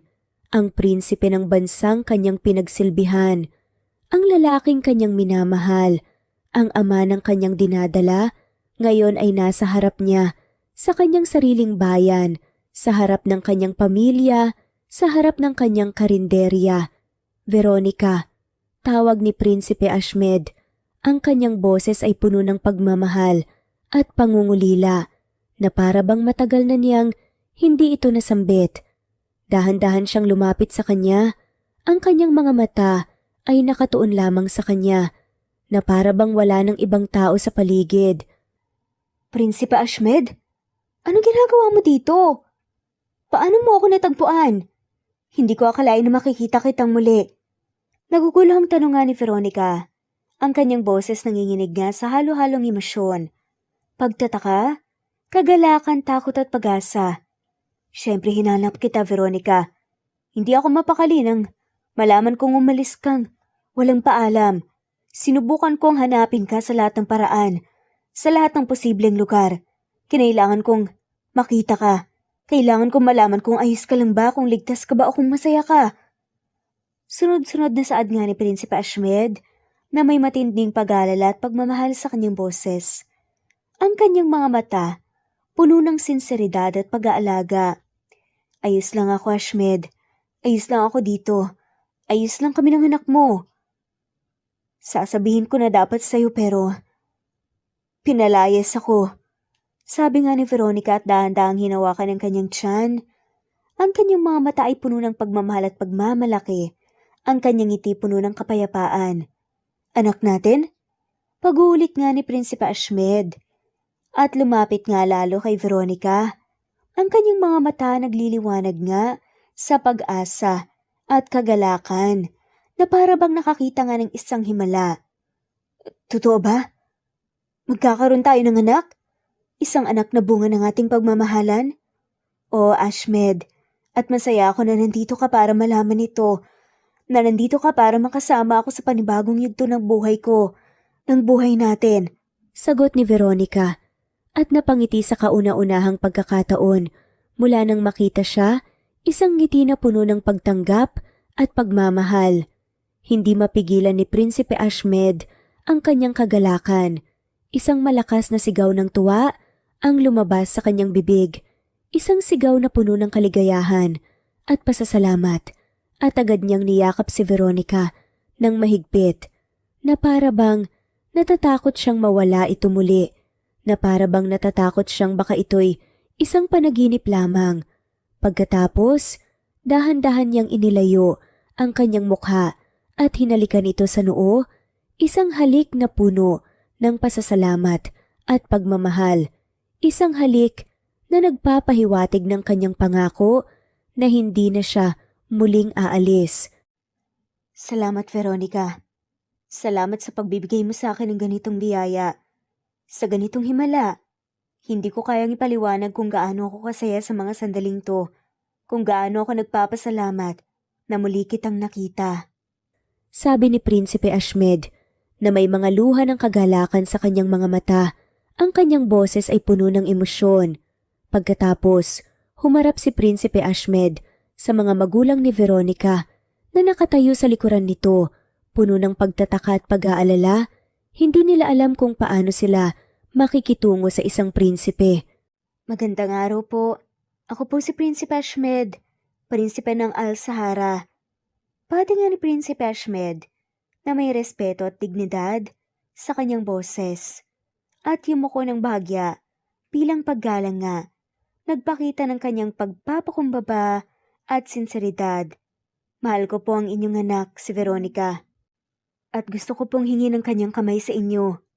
Matapos marinig ang kahilingan ni Prinsipe Ashmed, isang halo ng pagtataka, pag-aalala at hindi makapaniwalang kagalakan ang bumalot sa mga magulang ni Veronica.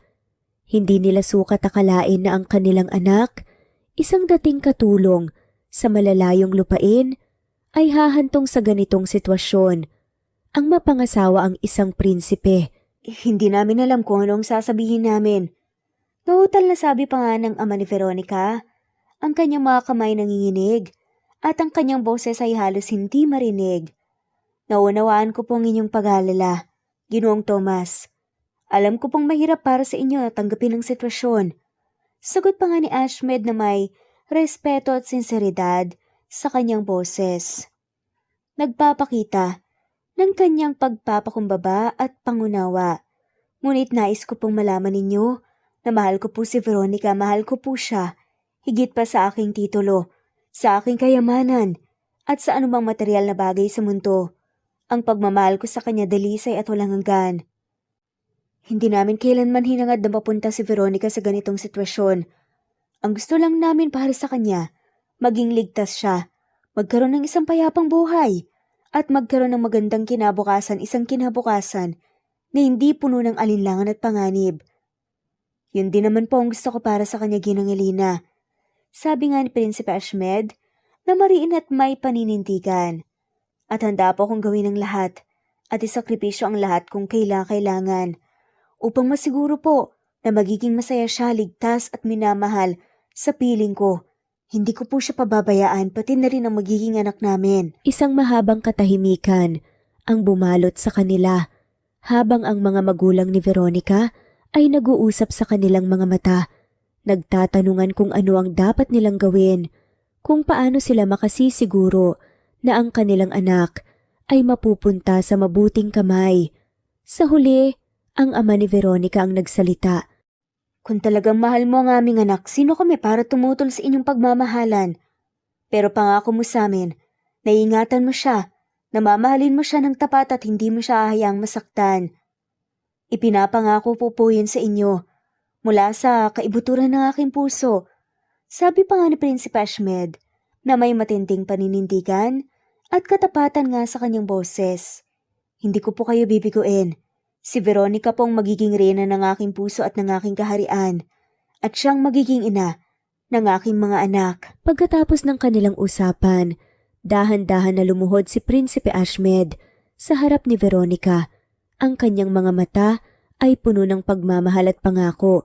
Sa kanyang kamay ay may isang kumikinang na singsing, isang simbolo ng kanyang walang hanggang pagmamahal. Veronica, aking mahal, sa harap ng iyong mga magulang at ng ating mga kaibigan, nais kong tanungin ka ng isang napakahalagang tanong. Gusto kong makasama ka habang buhay, sa hirap at ginhawa, sa sakit at kalusugan. Pakakasalan mo ba ako, aking reyna? Tanong nga niya, ang kanyang boses ay nanginginig nga sa sobrang emosyon. Napaluha si Veronica sa sobrang kagalakan. Ang kanyang puso ay halos sumabog na sa sobrang kaligayahan. Oo naman, Ashmed. Aking prinsipe, pakakasalan kita mula noon hanggang ngayon at magpakailanman. Sagot niya at napayakap sa prinsipe ang kanyang mga luha ay patuloy na dumadaloy sa kanyang mga pisngi. Ang balita ng kanilang pagpapakasal ay mabilis na kumalat sa kanilang bayan na nagdulot ng malaking kagalakan at pagdiriwang at maging sa kaharian ng prinsipe, kung saan ito ay tinanggap ng iba't ibang reaksyon. Marami ang natuwa para sa kanila, nagpadala ng mga pagbati at regalo, ngunit mayroon din namang nagulat at hindi sumang-ayon, lalo na ang mga kabilang sa mataas na lipunan. Sa palasyo, hindi naging madali ang pagtanggap sa kanilang desisyon, lalo na si Sheikha Fatima na patuloy na tumutol sa kanilang relasyon at nagpahayag ng kanyang pagkadismaya sa desisyon ng kanyang pamangkin. Ngunit sa tulong ng hari at reyna na nakita ang tunay na pagmamahalan sa pagitan ni Ashmed at Veronica at sa patuloy na pagmamahal at determinasyon ni Prinsipe Ashmed, unti-unti rin siyang napapayag at sa huli ay binigyan sila ng kanyang basbas. Sa huli, naganap ang isang marangyang kasal sa pagitan ni Prinsipe Ashmed at Veronica. Isang kasal na pinagsama ang dalawang magkaibang mundo, ang karangyaan ng palasyo at ang simpleng buhay sa bayan. Dinaluhan ito ng kanilang mga pamilya, mga kaibigan at mga tao mula sa kanilang bayan at kaharian na nagdiriwang ng kanilang pag-ibig at pangako sa isa't isa. Pagkatapos ng kasal, nanirahan sina Prinsipe Ashmed at Veronica sa kaharian, kung saan tinanggap sila ng mga tao bilang kanilang prinsipe at prinsesa. Isang prinsipe at prinsesa na nagmula sa iba't ibang mundo ngunit pinag-isa ng tunay na pag-ibig.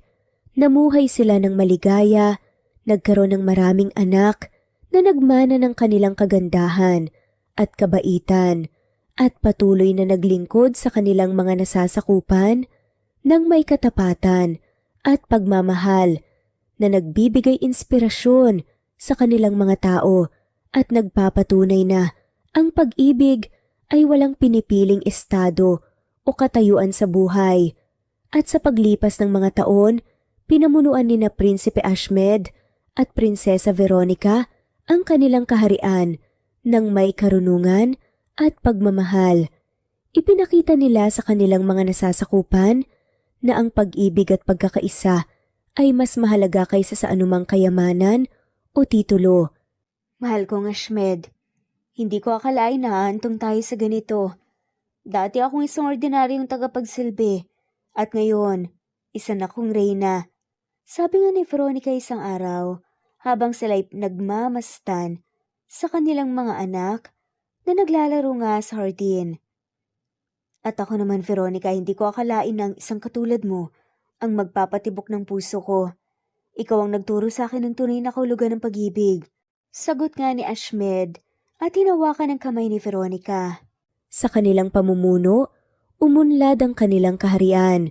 Nagkaroon ng kapayapaan sa pagitan ng kanilang kaharian at ng iba pang mga bansa. Itinaguyod nila ang edukasyon at kalusugan para sa lahat, mayaman man o mahirap. Tignan mo ang ating mga anak, Ashmed. Sila ang patunay ng ating pagmamahalan. Sila ang magpapatuloy ng ating nasimulan. Sabi nga ni Veronica habang pinagmamastan ng kanilang anak na naglalambingan. At sila rin ang magpapaalala sa atin na ang pag-ibig walang pinipiling estado sa buhay, na ang pag-ibig para sa lahat. Dagdag pa nga ni Prinsipe Ashmed at niyakap nga si Veronica. Sa huli namuhay nga si Prinsipe Ashmed at Prinsesa Veronica ng maligaya at puno ng pagmamahalan. Ang kanilang kwento ay naging inspirasyon sa marami hindi lamang sa kanilang kaharian, kundi maging sa iba pang mga bansa. Napatunayan nila na ang tunay na pag-ibig ay kayang lampasan ng anumang hadlang at ang pagkakaisa at pagmamahala ng pinakamahalagang kayamanan sa mundo. Namuhay nga sila ng matiwasay at bumuo ng isang malaking pamilya. At dito na nga po nagtatapos ang kwentong pagmamahalan ni na Ashmed at Veronica. Maraming salamat po sa lahat. I-comment lamang po kung gusto niyong magpa-shoutout at kung saan po kayo nakikinig. Para marinig din po ninyo ang inyong pangalan sa ating video. Muli ito ang Cat Amazing Stories PH. Thanks for listening at shoutout po sa mga sumusunod. Say goodbye to dark and dull skin with vitamin C. Target an even tone and dark spots while nourishing and protecting against damage under the Philippine sun. Try Garnier's Vitamin C Sunscreen SPF 50, link in the description box.